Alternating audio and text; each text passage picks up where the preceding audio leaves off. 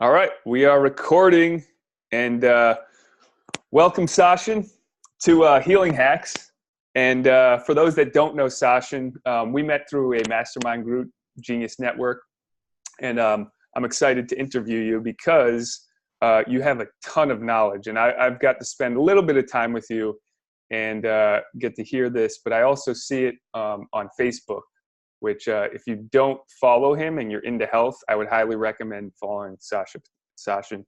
So Sachin Patel, he's the founder and owner of the Living Proof Institute, functional doctor and chiropractor. So Sachin, just give us a little bit of background of kind of how you got into this field and what makes you so passionate, because I can tell when you see somebody that's inspired to share health and knowledge, it just kind of radiates off of you. And that's why through your Facebook and just speaking with you, it radiates off you. So how and why are you kind of sending this message out to the world?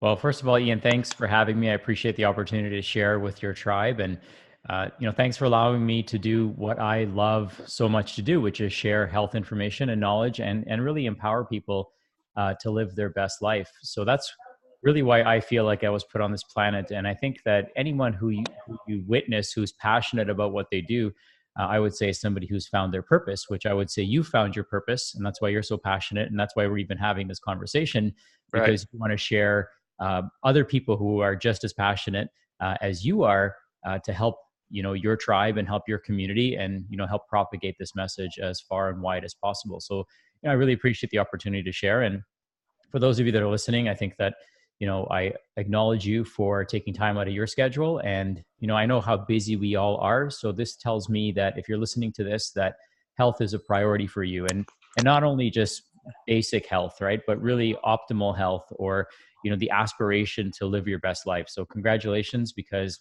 you're part of the right tribe, because I know how passionate Ian is, and I know how passionate his crew is to really propagate this information and signal into the universe. So with that being said, just a little bit about me and how I got passionate about this. I'm trained originally as a chiropractor, so I will bleed chiropractic my whole life.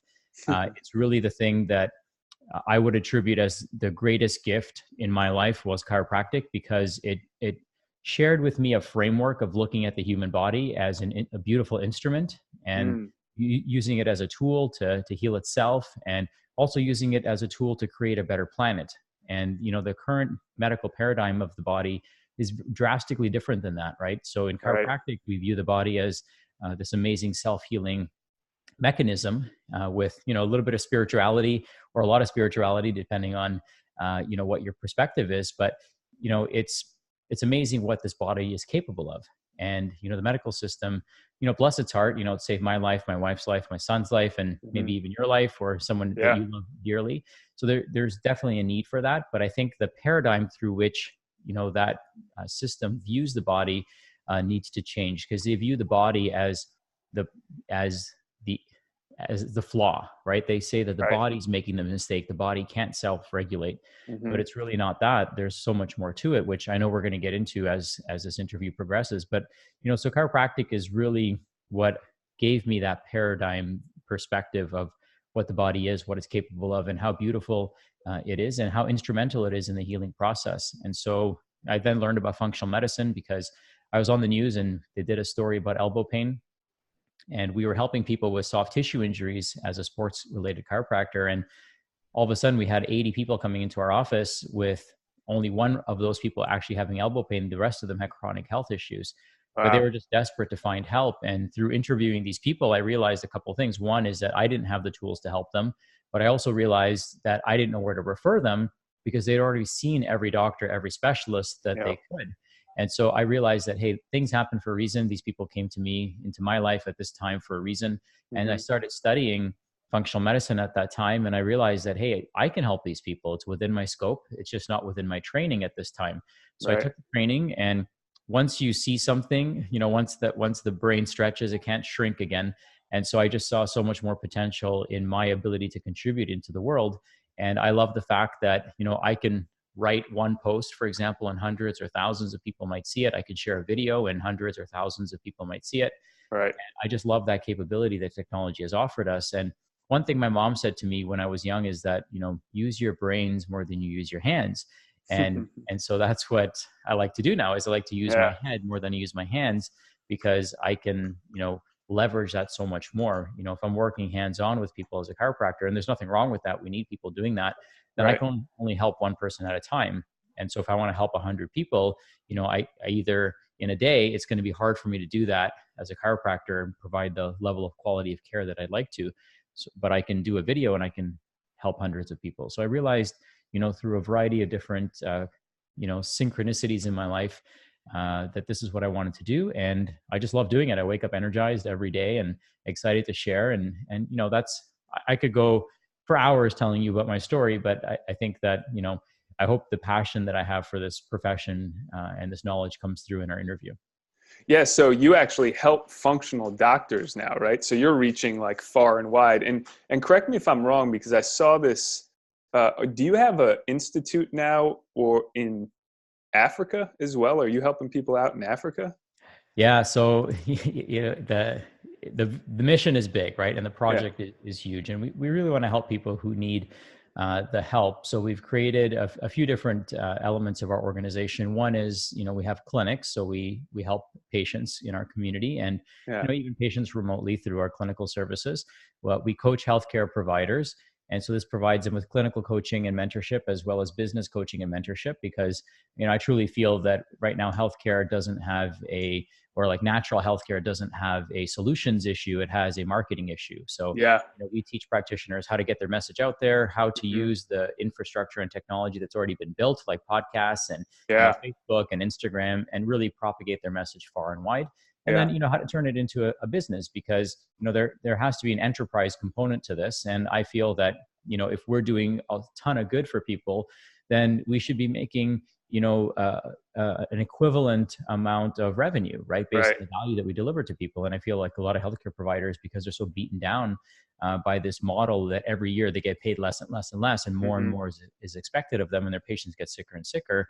I Right. mean, it's not going to work out in the long run. It's probably going to not work out very well. So we're trying to create a business model that's profitable for the practitioner, which is important because that's how they stay in business, and also something that is producing amazing results for the clinician. So we've been trying to master that, and I think we're pretty close to being there.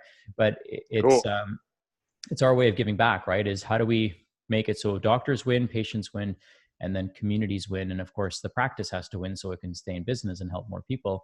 And then we also build orphanages and hospitals in underserviced and underprivileged communities, such as in Butebi, Uganda, so that people who Wow. don't have access to any healthcare now have access to healthcare, so they can start feeling better.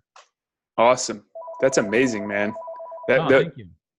so the concept of this interview is healing hacks, right? Mhm. So it's like everybody's talking about biohacking. Essentially, it's like what's the quickest way that we can start to stimulate the healing mechanism in the body, right? Like, you're a functional doctor.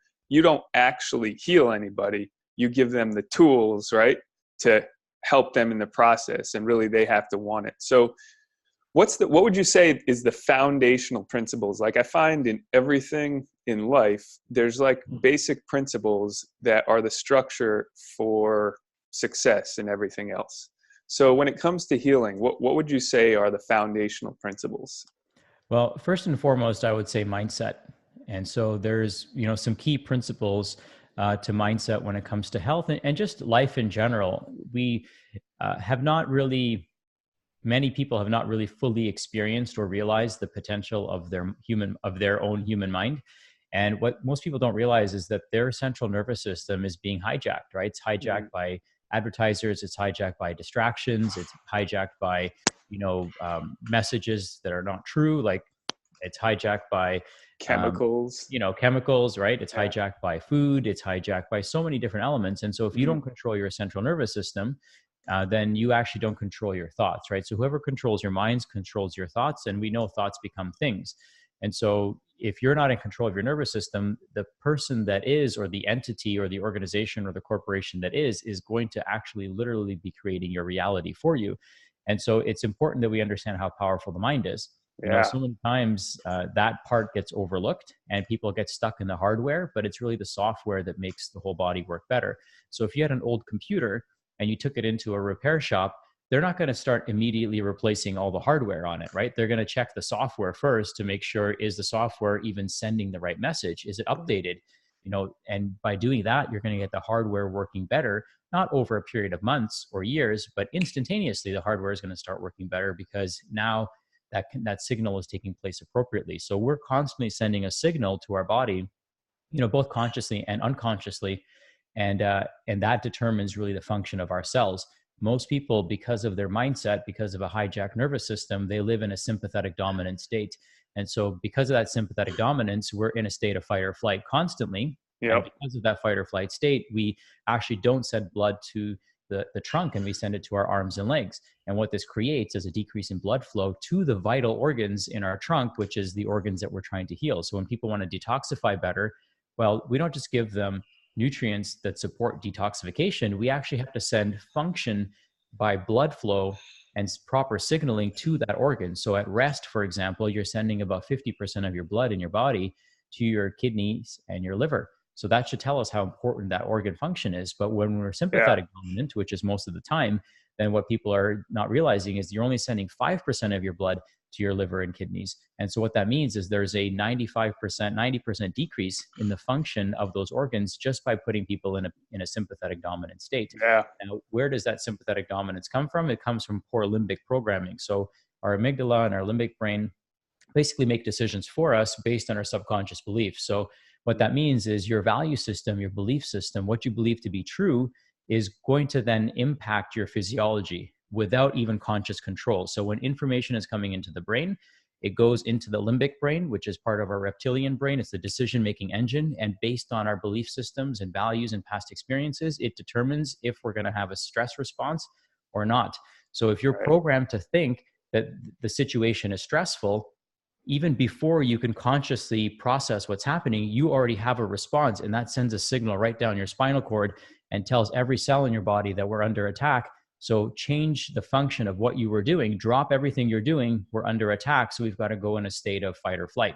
Right. And so that doesn't just happen at an organ level, it happens at a cell level, and the same blood goes everywhere, so it happens in every single organ and every single cell in your entire body. And then 2 seconds later, your conscious brain actually realizes what's going on. So most people, if they have control over their conscious mind, they're always putting out that subconscious fire because that signal is already being sent instantaneously before they can even process it. So if we want to get control of our cellular function and organ function and restore blood flow to the right part of our body that we're trying to heal, then it starts by actually reprogramming the unconscious mind.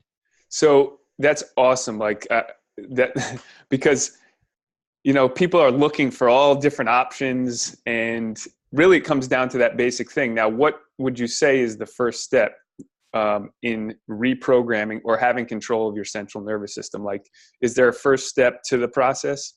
Well, it might sound strange, but it's actually really simple. Go on vacation. So if you go on vacation and you feel better, we know it's not your body that's the problem. We know it's your environment, what you're thinking about, and the stressors that you're under that's the problem. So when I do my workshops, I ask people, hey, raise your hands if you feel better on vacation. And everyone looks around and like, okay, this guy's an idiot. Of course I feel better on vacation. But you feel better on vacation not because your body's healed, right? Your body's always healing, right? So there's no word as healed, right? So your body's constantly in a state of healing and repairing and regenerating. But when you go on vacation, now the stressful inputs that were coming in, the demands of work and all these things are now basically gone. So your body is in a parasympathetic dominant state. And when we're in a parasympathetic dominant state, that's when the healing takes place. So go on vacation and prove to yourself once and for all that your body can feel better in a very short period of time, given the right circumstances and by eliminating the stressors. And then figure out what are those stressors in your life, right? So if you go on vacation and you feel awesome, and then it's Sunday night and you feel like crap again, well, it's probably your job, right? Where are you going to go the next day? Like, think about how excited you are to go on vacation, and then think about how excited you are to go to work. And for some people, that sounds like a ridiculous notion that it's not possible for us to be excited about work. Well, again, that's because of what's programmed into your subconscious mind, right? And that belief pattern that I should not enjoy my job, that I should always look forward to the weekend, that Wednesday is hump day. I mean, that type of mentality, of course, is going to create illness and disease because of the pattern that's built into the cells or into the brain, which then propagates into the cells that creates that reality for you. So I know you and I believe that it's possible for us to feel amazing Right. and to do what we love and to, fulfill our passion and earn an income doing it. But most people never realize that because they're conditioned to think that, suck it up, it's your job, you don't have to love it. And I just don't understand what kind of existence that is. I know what it used to feel like, but I just couldn't imagine myself any other way at this point without feeling excited about every single moment of every single day. Yeah. And yes, there's ups and downs, but there's always something to look forward to, Right. right? That's the thing. When you find what you love to do, there's always something to look forward to. And that changes your physiology. That changes your outlook on life. It changes, your healing status. Like, I mean, if somebody has a cold and they love what they do, like Right. you and I know a lot of entrepreneurs, like how long are they sick for? Not very long, right? Yeah. But when somebody doesn't want to go to school or doesn't want to go to work, how long are they sick for? They're sick Forever. forever, Yeah. right? And they Yeah. just never get better, right? Yeah. Because they're not in that type of environment, and there's nothing for their body to get healthy, for them or to look forward to get healthy Right. for. So Yeah. So basically what I'm hearing you're talking about is living from like your soul level or inspiration, whereas people are living from like outside forces that are telling them what they should like or what they should do. Or would you say that's true? yeah, absolutely. Yeah. We live in a state of, um, nobody's really happy these days, right? Because all the advertising, all the marketing is telling us we need to do more and more and more, buy more and more and more, which means we have to earn more and more. Yeah. And most people, what I tell my coaching clients, my doctors that I coach, and any business clients that I coach is build a business around your life, not a life around your business. Mm-hmm. And so most people have it backwards, right? Their life is, an afterthought compared to how they earn a living. And, that's not going to lead anywhere meaningful in the long run, I believe.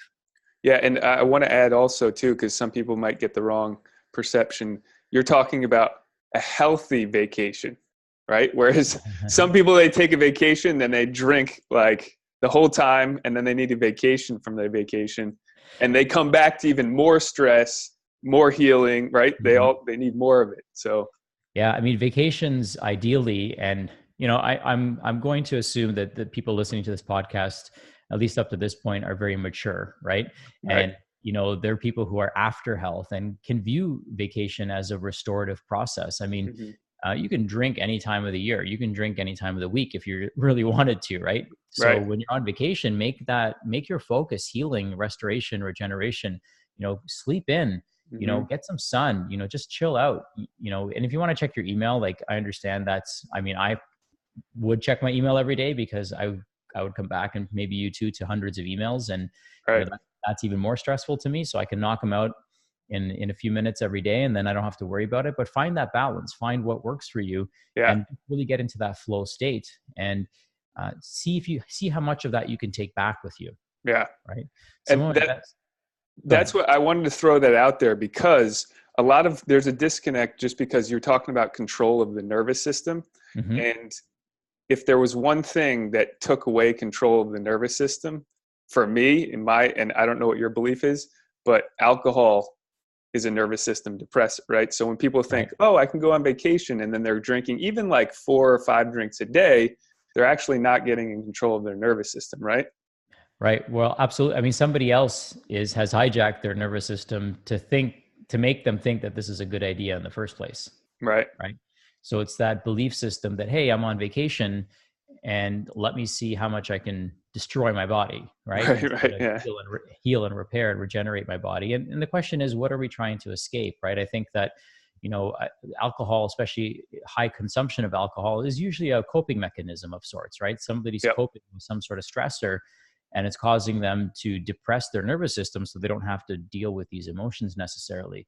And of Totally. course this is why things like cannabis until now have never been legal, Mm-hmm. and it's also why things like psilocybin and LSD aren't legal. It's because they expand the mind in a way that is the opposite of alcohol, actually, right? Alcohol Yep. is a central nervous system depressant, and some of these other illegal plant medicines actually expand human consciousness. And I would argue that that's not what our handlers really want right at this moment, right? I mean, the economy, the way it's set up, requires us to be, you know, illiterate when it comes to diet, so we can Yep. be manipulated through food; illiterate when it comes to finances, so we can be manipulated financially; and Yep. also illiterate when it comes to health, so we can be manipulated by disease. I mean, those are the three modern forms of slavery. And of course, that's why they don't teach you any of it in school. And Right. so it's people like yourself and myself and other people who are passionate about health like us that, recognize this. And that's why we're educating people Yeah. as best as we can. And I truly believe, and I know you believe, that the doctor of the future is the patient, right? It's the Yeah. person.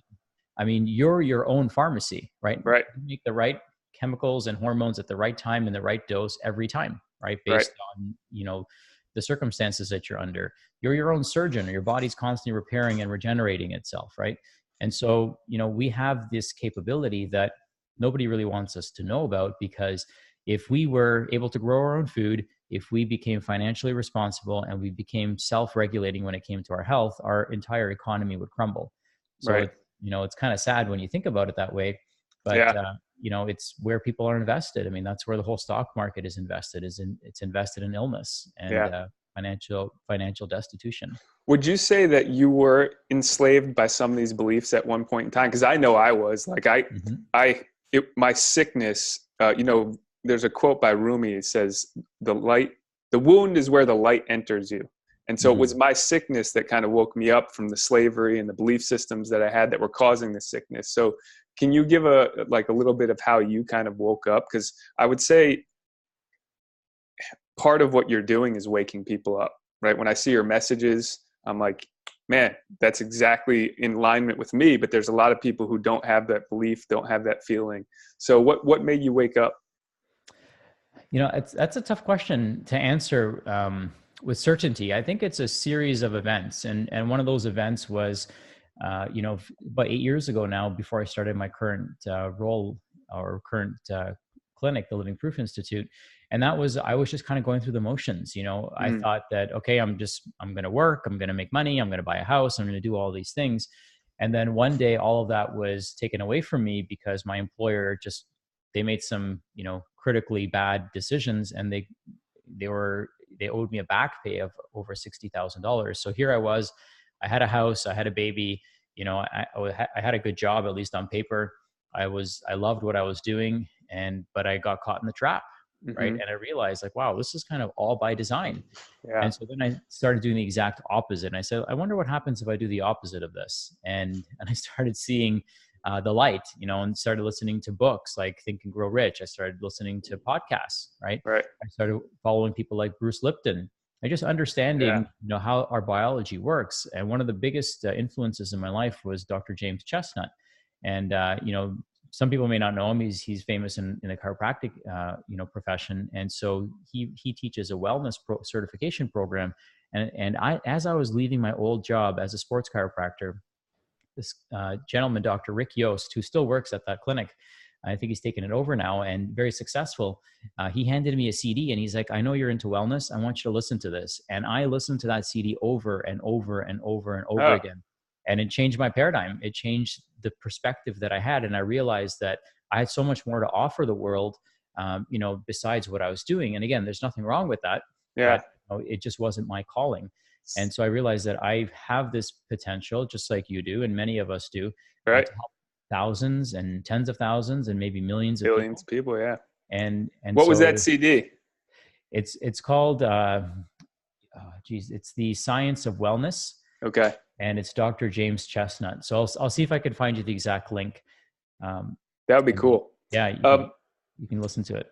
Yeah. So I wanted to ask you about testing, because this is a thing that I think we talk about healing hacks, and essentially what is it that can make people healthy and get them healthy fast? But one of the quickest ways to figure out what they need is through testing, right? And that takes the Yeah. guesswork out. Yeah, absolutely. So think of it this way, controlling your mind, excuse me, makes you a better driver, right? Right. And so, I could take a car that's in pretty bad shape, but if I'm a good driver, I can get from A to B. Yeah. But if I have got a crappy car and it's falling apart and I'm a bad driver on top of that, then I'm in big trouble. Yeah. So there's a software component, which is the first thing I would do. So think of a computer. So if a computer's not working, the first thing I'm going to do is I'm going to try to upgrade the software, Right. right? So that's the mindset. And then the second thing I'm going to do, if that doesn't work, is I'm going to upgrade the hardware. So the fastest way, is mindset. And the second fastest way is identifying blind spots. And it starts with a good history. So our history in our office is 46 pages.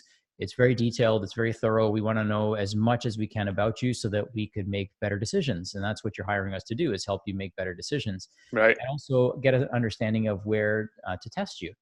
So based on your history and, based on your goals, we're going to typically run 3 tests. And we usually do this on every patient because of the value of the information we get, and because it can really catapult us in the right direction pretty quickly. So the first test that we do is called an organic acids test. And that's a urine test. And what that test will tell us, it'll tell us about mitochondrial function, because healing requires energy. So we can actually look at the Krebs cycle metabolites to see, is this person making energy? Because, being healthy requires energy, but healing requires even more energy. Right. So people who are unhealthy actually need better mitochondrial function because they're in a deficit. So we need to repair as quickly as possible.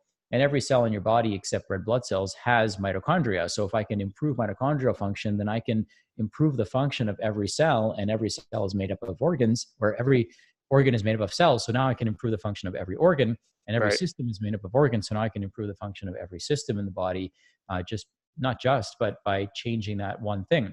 And so we can look at the mitochondria. We can also look at B vitamin status. So we need B vitamins for mitochondrial function. We need B vitamins for methylation, which is another thing we look at, which is, how well is your body metabolizing, B12 and folic acid and B6, because these are, super important nutrients in this energetic process. We also look at brain chemistry. So we can tell based on somebody's brain chemistry, what their drivers are, what their motivations are. Like I had a lady, my wife was talking about her the other day. She's like, it's so hard to get her motivated. And she listed off a bunch of different symptoms. I'm like, oh, she has a dopamine problem. And within minutes, I knew what it was. But when we pulled up her lab results, her dopamine levels were low. So people with low dopamine, which, keep in mind that dopamine turns into catecholamines, which are your adrenaline and noradrenaline. So people with high levels of stress are going to have low levels of dopamine. Right. Low levels of dopamine, you're going to crave certain things. You're going to crave like sugar, for example. Right. And you're also going to struggle with motivation, right? You're going to struggle with getting off of your butt and actually going and exercising, right? And obviously dopamine affects food. And so by taking a good history and then validating it through the testing, we can now actually understand, how to nutritionally support this person. So if somebody has low dopamine, I know I need to give them more tyrosine. And interestingly enough, tyrosine is also used for thyroid function. So now their metabolism, their energy, all these things are going to start improving. We also look at oxidative stress. So oxidative stress can tell us, is there damage going on to the DNA? Is there damage going on to the cell membrane? And, excessively oxidizing or aging this person. It can also be somewhat predictive for cancer, right? If somebody has higher levels of oxidation, then that could be a problem down the road. So we can identify, if that's a problem. We also look at liver detoxification phase 1 and 2. And we also look at SIBO markers and markers for dysbiosis in the bowel. So there's 9 different sections to this one test. It's a urine organic acids test. Wow, that's just the urine test. Yeah, that's just the urine test. Oh, yeah. So it's super powerful, and that's why we like it, because for a few $100s, you can actually find out what's going on inside of you. Man, I need to do that one.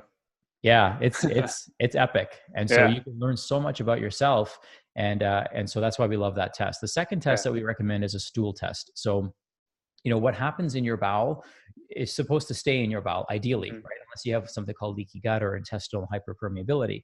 So the digestive system is actually a tube that runs through you. So imagine a garden hose running through you, and then imagine that it's a little sprinkler hose, so it has little holes in it. That's kind of how you would visualize your digestive system. So not everything is absorbed, but only certain size molecules are absorbed into the actual body.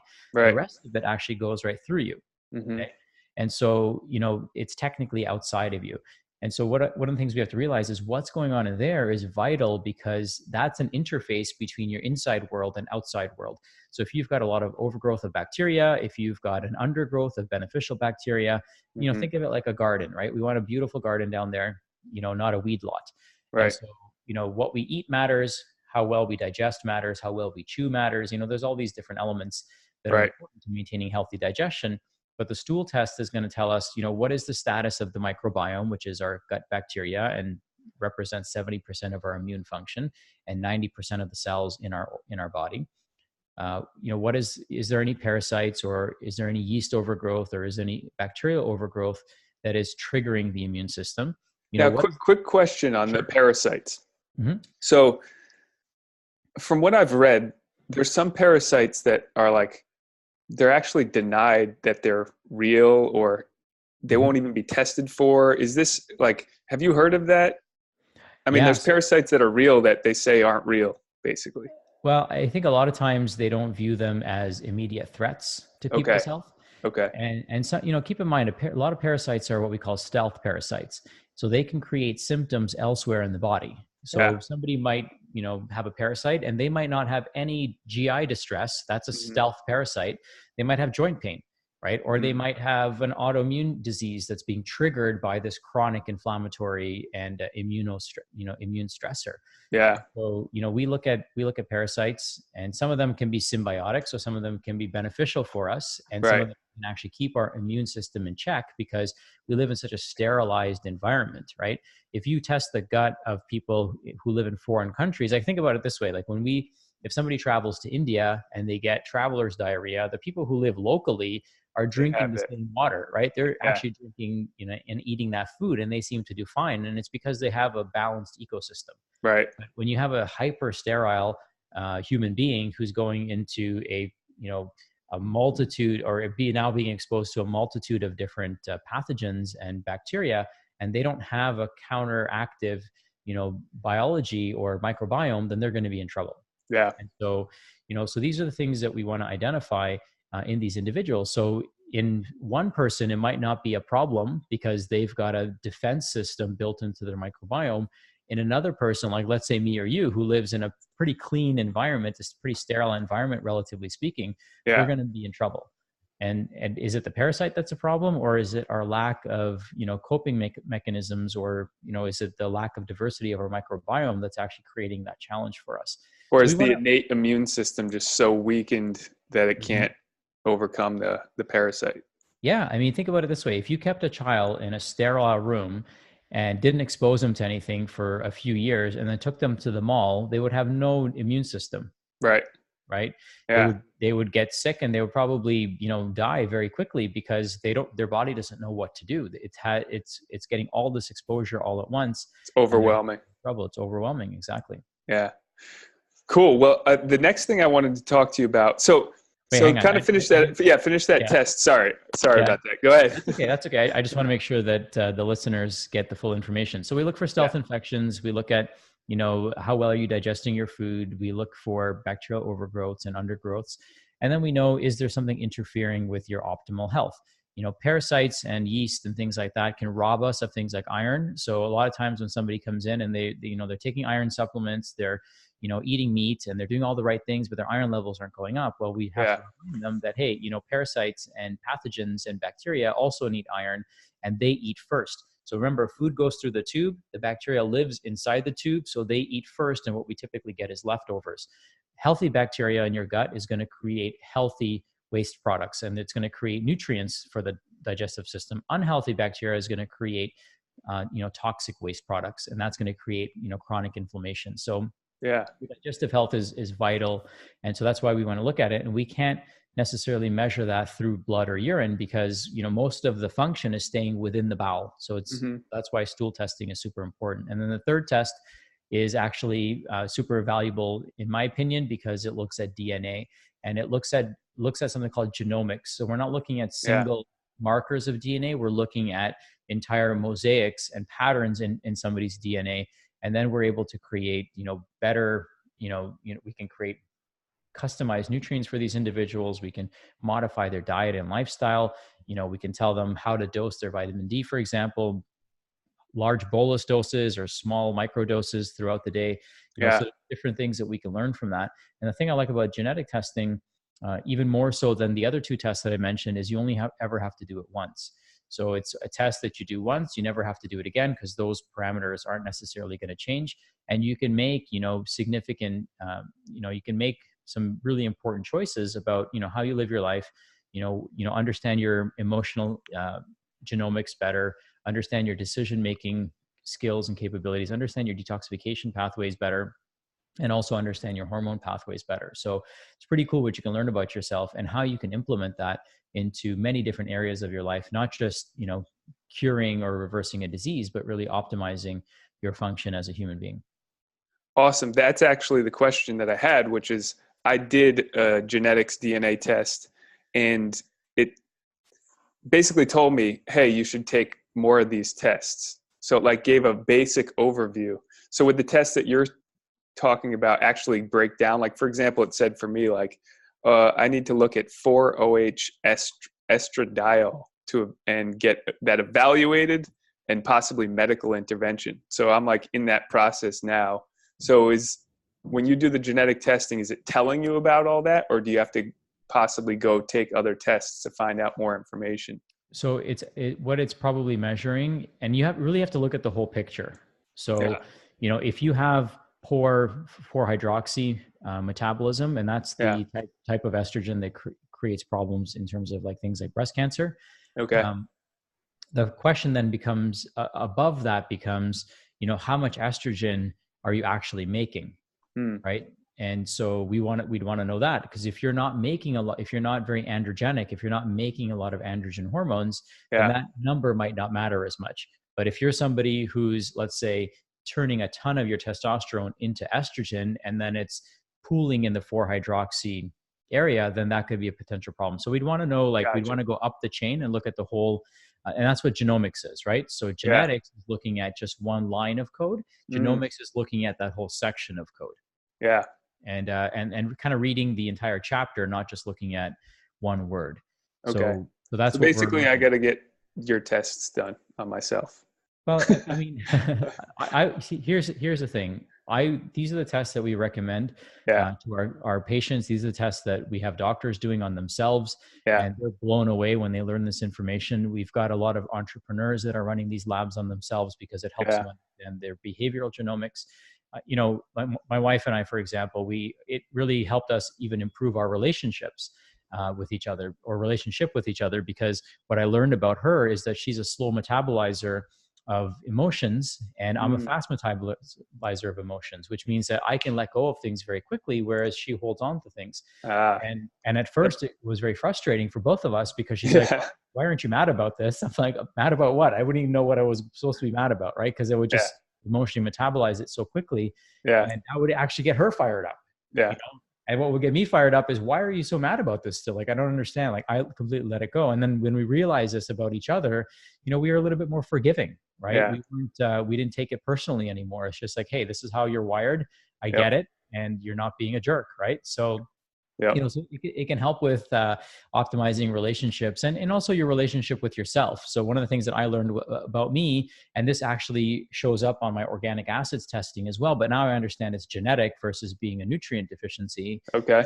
or toxicity, is that I make high amounts of dopamine, and I have the highest sensitization to dopamine. So I experience more pleasure than, let's say, the average person who makes Mm. less dopamine, or somebody who has, their receptor site for dopamine doesn't work as well, right? Right. Have Yeah. lower density. So two people can go through the same experience, and one might experience euphoria while the other might experience very little pleasure, right? And you might not understand, like, why is that guy having, or gal having, a totally different experience than me? I want more of that, or Yeah. vice versa. Yeah. And so when I learned that about myself, that was very helpful. But I also learned, so I'm very driven because of that. I make a ton of dopamine, and I get a ton of pleasure out of it. And that's why I love Facebook, because I can post something and I can start getting a response to it. Dopamine hits. And I get those dopamine hits. And Yeah. for me, versus somebody else who doesn't have that same receptor density, they're not going to experience the same pleasure as I do. Right. Right. So it helps me in a way, because it drives me to put my message out there, right? Because if I got nothing out of it, I would not be driven to do more of it, right? Yeah. So you can view it as a good thing or a bad thing, depending on, Well, there's darkness and light to it, right? People with high always. dopamine end up with sometimes as addicts more Yeah. often, right? Yeah. And so I would say, and Joe Polish talks about this a lot too. And one of the things that we're doing is we're trying to use this testing to identify who has that predisposition. One of Mm. the things that we learned through genetics is there's only a slight variation between psychopaths and entrepreneurs. And so this is why we see a lot of addiction in entrepreneurs, right? Yeah. Because of that. And then the other thing I learned about myself is I have low serotonin production, which Mm. means that for me, it takes, I never feel that sense of reward and happiness Hmm. as much as somebody else might. Right. right? So I have to work for it. So when, like, for example, like if I win an award or if something amazing happens, most people would be like jumping up and down. It would be like out of control, like pandemonium. They'd be throwing parties and stuff. And for me, I'm like, okay, what's next? Yeah. I'm the same way. Yeah. So it'd be interesting to see like how you're wired as well. And, Yeah. that can be something that is beneficial to us because it keeps pushing us, right? Yeah. It's like we're driven and it's never really good enough. So we're just going to keep pushing. And so, in certain environments, this could be very toxic, but in Yeah. other environments, when you find your passion and your passion does good for people, I think it can be very rewarding and you can have a huge impact from it. Awesome. Sign me up. And probably I'm assuming my clients that will watch this, they'll be like, all right, sign me up. And this is something that I want for a lot of the clients because, um, I could go that route, but it's just not what I do. And, I could have the tests here or something like that, but it's so much easier just for somebody who's an expert who's been doing it that just say, hey, listen, connect with Sachin Patel and his company, and you can get this done. I'm assuming they could just order it and it gets sent to their house. Is this correct? Yeah. So typically what we do, Ian, when we work with clients is we work with them in a case by case capacity. So what that means is that we want to look at the whole picture, right? Like we want to run all the labs that we mentioned today because we don't want to like leave something on the table, right? So we might identify their genetics, which they were innate and they were born with. Mm-hmm. But then we also want to make sure like what's going into the epigenetic signaling, right? So what's Yeah. signaling is their gut microbiome telling them? What signaling is their mindset, telling their genes? What signal is their cellular chemistry receiving, right? So if we send that signal, what is the chemistry of the body going to do? Mm-hmm. What's the physiology going to do? So we want to look at the whole picture. And that's really to the client's benefit, right? Because if you just have one piece of information and you don't have the whole picture, then it's really difficult to piece that person together to help them live their absolute best life. So we would obviously evaluate on a case by case basis to see who we could help and how we could help them. Yeah.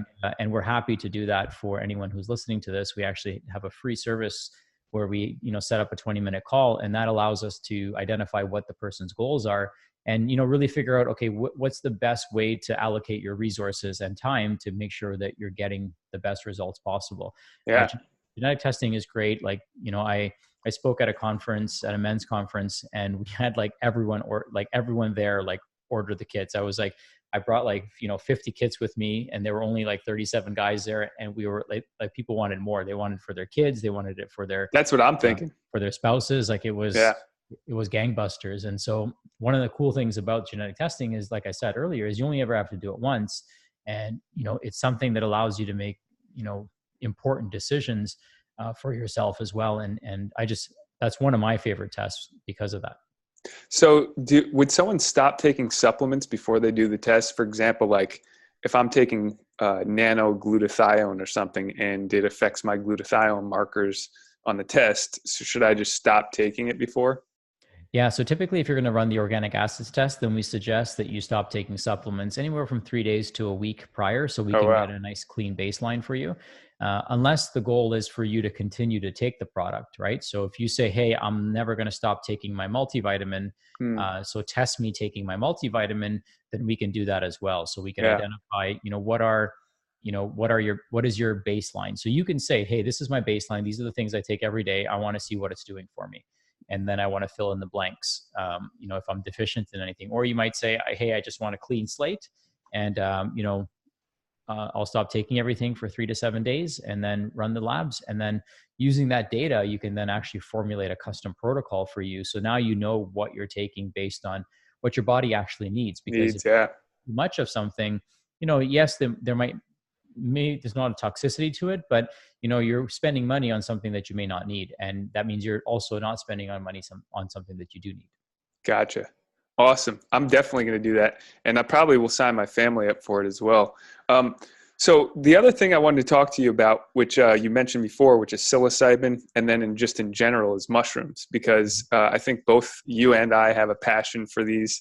I know you do because I see your posts, and you're actually enterprising this, I believe. I didn't get the full picture of what you're doing. But mushrooms have been a game changer for me, and there's an array of them that have been dramatically affecting my life. But I'd love to hear how you came about getting interested in them and how you use them, and what your thoughts about mushrooms are. Mushrooms have the capability and to really solve all of our human challenges that we've created. So, our pollution challenges, our nuclear challenges that we have, Yeah. there's certain fungi that can help with that. Yep. Diesel spills, there's, oyster mushrooms can actually clean up diesel spills. Who would have thought? So there's, every challenge that we currently face, mushrooms have already created a solution for, which is beautiful.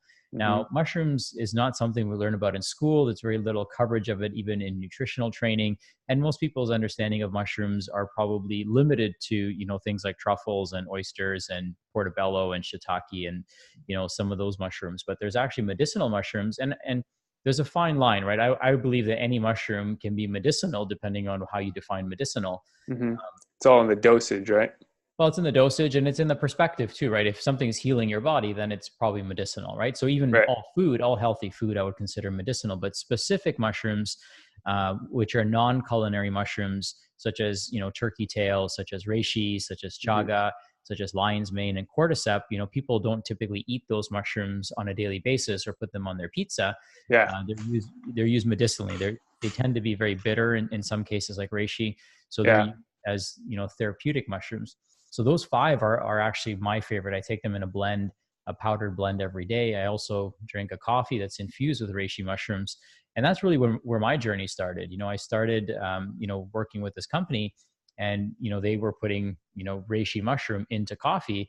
And so that just started me down the rabbit hole. Then I started following Paul Stamets's work. And that was super, super fascinating to me, as I'm sure you're familiar with and your listeners are familiar with.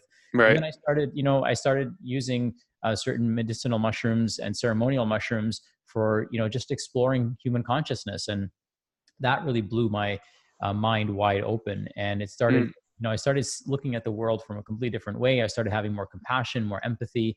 And, I was able to, really get super dialed into my purpose and my focus. And, it's just an amazing transformative experience for me. And we said this at kind of at the top of the hour, these are things that help you regain control of your nervous system. These are things that help you look at the world from a completely different vantage point and perspective. And it's such a radical difference compared to what the rest of the world is doing that it becomes glaringly obvious. It's not even a gray line, right? Yep. As you probably attest to. It's like, it's very black and white. And so you can take a clear stance on how you want to live your life based on these different experiences that you've had. And I've gotten so many important messages just, for myself that I feel have made me a better human being by, going down this rabbit hole. And so I love mushrooms because, there's so many medicinal properties that they have. We share 50% of our DNA with mushrooms. No coincidence that most of our major organs actually look like mushrooms. So if you look at the brain, it looks like lion's mane. If you look at our liver, it looks like reishi. Turn it on its side, it looks like our kidneys. So there's no coincidence that there's actually genetic coding in mushrooms and in human beings that overlaps, right? That's why, different structures in nature look like structures in the body. These are what we call Hox genes that we share.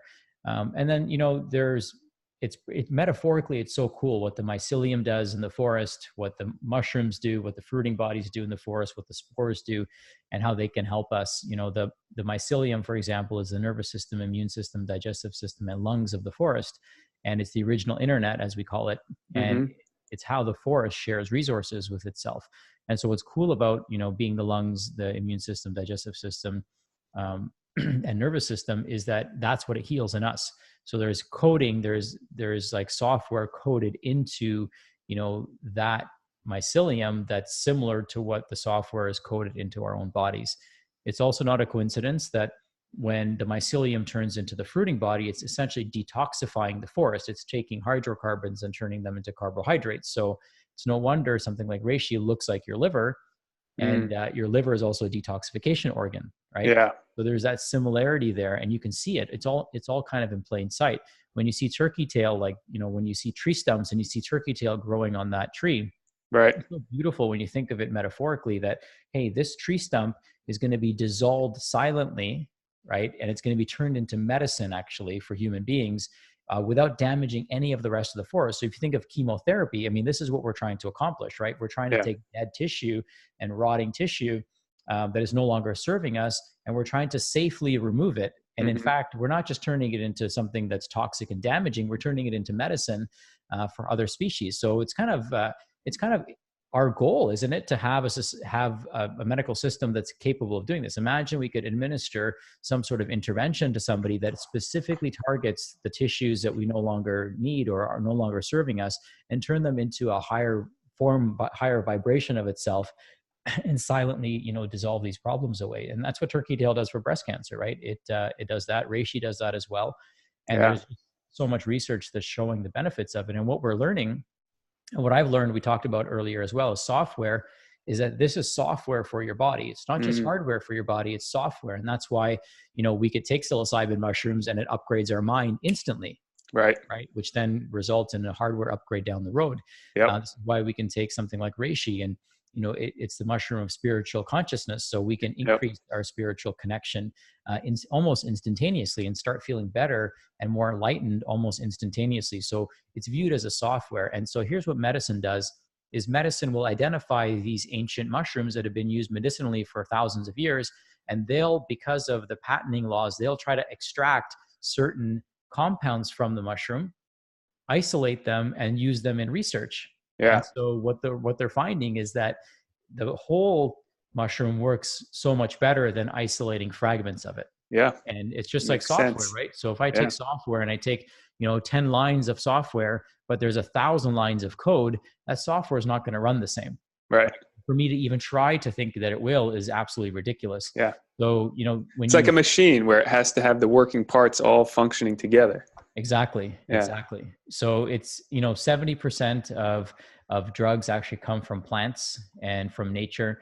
And what's really cool about mushrooms is they actually breathe oxygen just like our cells do. So they're attacked by the same viruses and bacteria, and that's why their immune system, when we consume mushrooms, the coding for their immune system is the same coding for our immune system because of the oxygen breathing trait.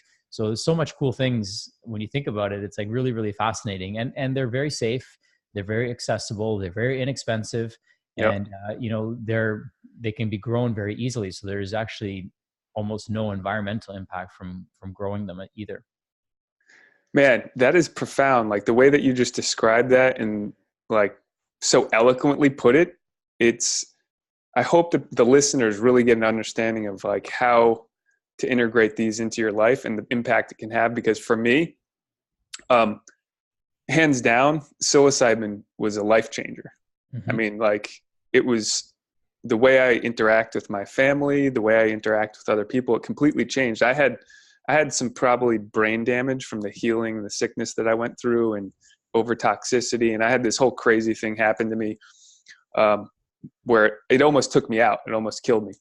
Wow. And so I've been dealing with that, and I know like how my brain was before the issue and after. And since I started taking the psilocybin, I started to feel like I was getting back to my normal self. So just like you were talking about reprogramming or fixing the software, that's exactly what I felt, but I've never heard it put in those words. So now the main goal of this is kind of healing hacks. So if we were talking about mushrooms, how would someone go about using mushrooms as like a way to hack into their software or the hardware of their body? Like there's many ways to take it, right?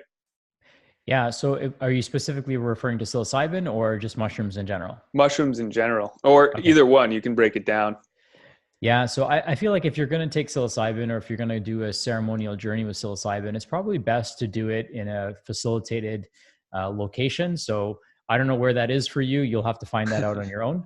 Because, currently it's not something that is, it's interesting because you can grow your own and you can buy the spores, but you can't buy them or you can't sell them. So, and that's going to change here pretty soon. So for the time being, we'll leave you to your own devices to find out where you can access it. If you're going to use medicinal mushrooms, such as reishi and chaga and lion's mane and cordyceps and turkey tail, then I take it in a form of a powder. So the specific brand I use, can I say it? Yeah. Please share. Specific brand I use is called Pure Harmonics. Well, I'm sorry, it's called Harmonic Arts. My apologies. It's called Harmonic Arts, and they have a 5 mushroom blend. So it's a powder. You could add it to soups. You could add it to your smoothie. You could add it. I add it to my coffee in the morning, And that gives you a dose of those 5 different mushrooms every Okay. single day. And so Harmonic arts. I'm going to harmonic write that arts. down. And so is this something that you're part of? No, it's a company that we use. Yeah. So it might be available for you to sell in your location as a Yeah. wholesaler or as a retailer rather. So you could retail the products to your clients if you wanted to. And Okay. I think that people might be able to buy it online. So, you can look into that. We sell it out of our office. And that's how we get it to our patients, is by, carrying it in our office on the shelf. Cool. Yeah. I currently use like Four Sigmatics, but the one based on what I saw from you, I'm going to test out harmonic arts and kind of see from there and maybe share it with the clients. Awesome. Is there anything, I know we're a little past the hour, and I want to be respectful of your time, and I appreciate the knowledge that you just shared with everybody. Is there anything that you would say, like if we're talking about healing hacks, is there anything that people can do right now that would dramatically or just stimulate the healing process that they Sure. might? So I'll give it to you. It might take me about 3 minutes, but I think it'll Sure. be super powerful. So I kind of work with the chakras, and chakras are the 7 different energy centers in the body, Mm-hmm. and just really simple things that you can do. So with your root chakra, simple thing is get grounded. So get outside, get your bare feet on the earth. You can even get your bare hands on the earth. So it depends if you're gardening or whatnot, then that's fine too. But try to get your bare feet on the earth, or bare body on the earth, as much as you can. I use a grounding sheet, so I sleep on a grounding sheet every night. So that's going to get you grounded. Number 2 is your sacral chakra. So your sacral chakra, typically has to do with relationships, has to do with, libido and, virality and things like that. Mm-hmm. I also find that when people hold on to grudges, then, that's a problem. So, fix all your relationships, whatever Let relationship go. you have, let go, resolve.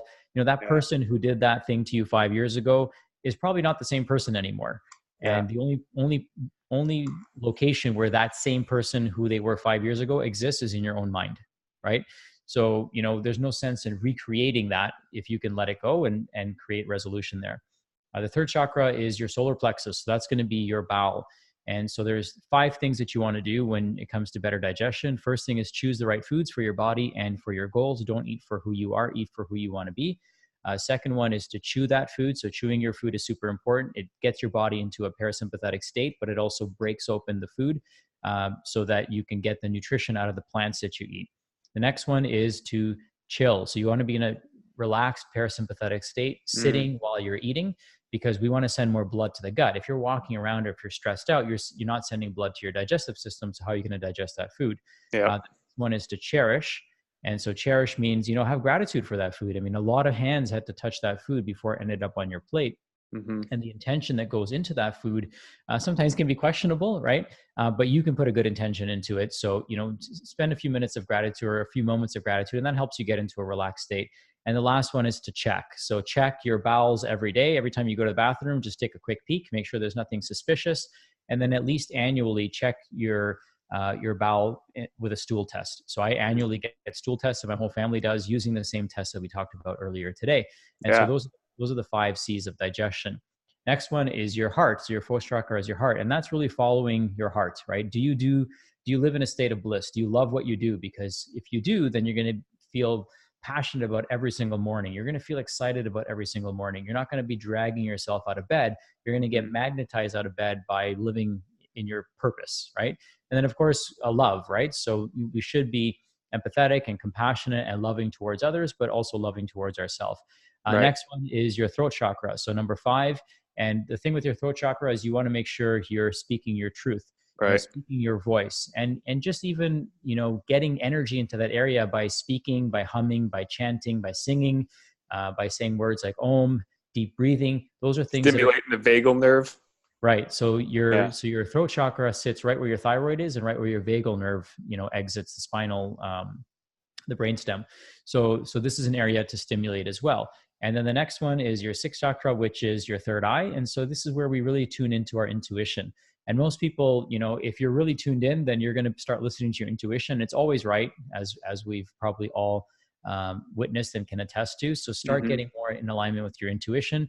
And the 7th one is your crown. And that's really, finding a higher purpose and, connecting with a higher frequency or a higher source. Some people call that the universe. Some people call that God. whatever that means to you. Just, I feel that a spiritual connection to a higher source than us, really allows us to live in a better state of being. And, to a certain degree allows us to relegate our problems to somebody else. Right. Yeah. And we're not holding on to these things. And, when you live in a spiritual state, I believe it's a more blissful state for most people. And so that's how you can get the 7 chakras working, by making some really, really simple lifestyle changes and hacks, if we want to call them that. Yeah. And that's like simple, lowest hanging fruit. Mm-hmm. Right? Anybody can do that anywhere, anytime for the most part, right? Yeah. And it's all free, right? That's the thing. Like, Yeah. What makes our bodies so beautiful is fixing them is usually pretty easy. Nature handles complexity. And imagine like your computer. If I had to understand every single nuance of how my computer works to type a letter, then I would probably never do it. Right? But what makes it amazing is that it's super simple to use, right? So our bodies are the same way. And Da Vinci said that the greatest sign of sophistication is simplicity. And so what's more sophisticated than the human body, which means that what should be more simple to take care of than the human body? Oh man, that's awesome. Yeah, I really appreciate it. How can the people get in contact with you? Like, what's the best way if they wanted to do these tests? What's the best way to go about doing that?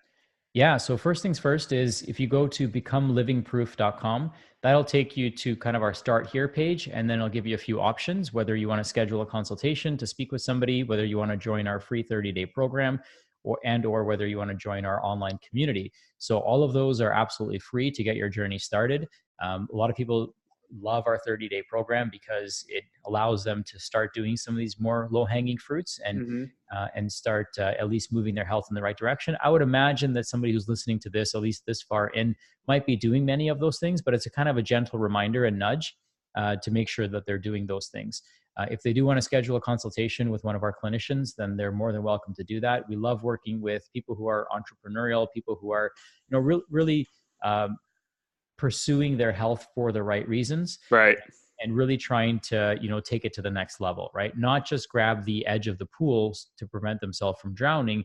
We're trying to work with people who are willing to be saved, first of all, but then willing to also be pulled out of the pool and then live an extraordinary life, right? So that's the person that we're looking for to work with, because that's who we work best with. Let's face it, is somebody who's driven, who's motivated, who's trying to create an inspiring life for themselves and realizes, okay, if I can understand myself better, I can make, an even bigger impact with what I'm doing. Like, we don't want to fix people so they can sit on the couch for the rest of their life. We want to fix people so that they can live in their purpose, in their bliss, and really make an impact.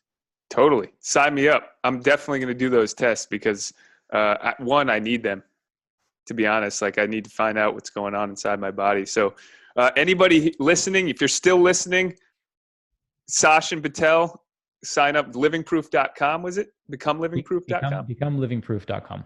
All right. Awesome. All right, Sachin. Thanks, for brother. joining us, and have a great weekend. Thank you. You too.